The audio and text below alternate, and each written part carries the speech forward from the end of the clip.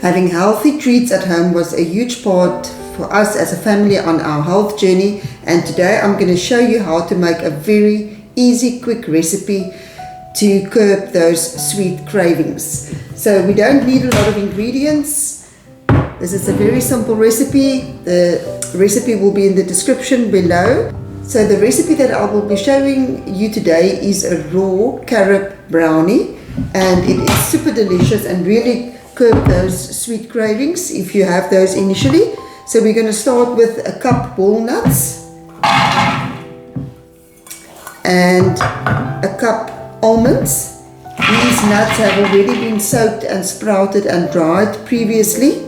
I will put in a link how we do that, and that's just to activate them, that they are a lot easier to digest. So we're going to start with this, and we're going to make a meal from the walnuts and the almonds.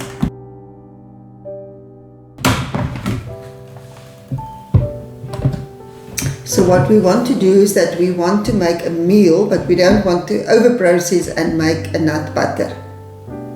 So the next step is going to be to add a half cup of carob powder. I stopped using cacao because cacao is a stimulant, and I have cut out all stimulants out of my diet. So carob is an amazing replacement, and it's very rich in a lot of nutrients, and it's just much safer on the body. And if you use it correctly, you can make amazing desserts, and people that don't know think it's cacao anyway. So then we're just slightly going to process this together. What I always like to do is to put in with especially with my carob desserts, is to put in a pinch of salt. It just works amazing with that. So I'm using a bit of Celtic salt today. You can use the salt that you've got.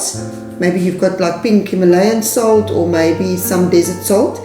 So what I do with the fresh dates, it's 1.5 cup, is that we only add them one by one till we see that it comes together.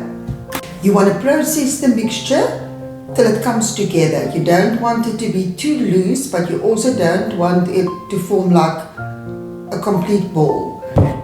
So now we're going to scoop the mixture into a silicone container. I don't use these for baking. I just think it's probably a bit unsafe. There's not a lot of information about it, but I don't mind using it when I'm just going to freeze this. You can also use a glass container and then just line it with parchment paper. So we're just going to press this in with a spoon. And what's interesting is that the flour that we grind initially, that gives it very much like a baked brownie texture.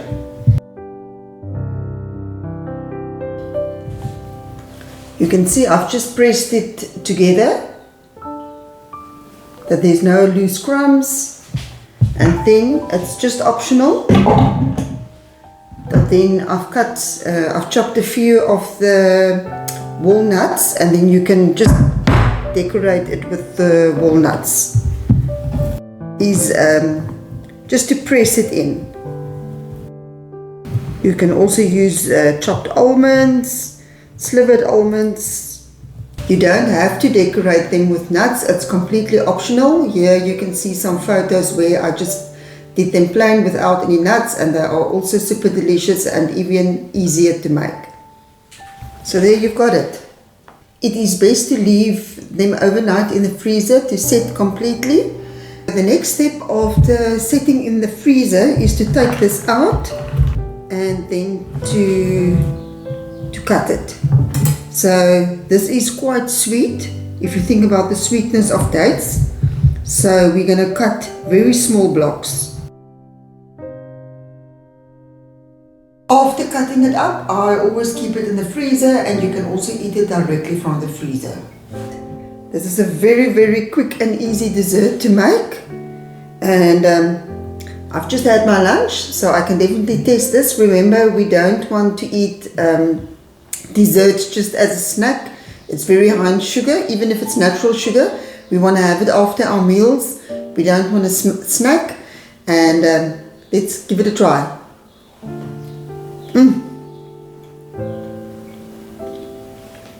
Amazing.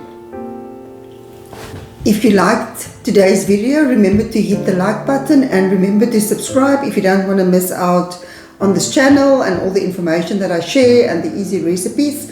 And have a lovely, wonderful day. Take care of your health. It's precious.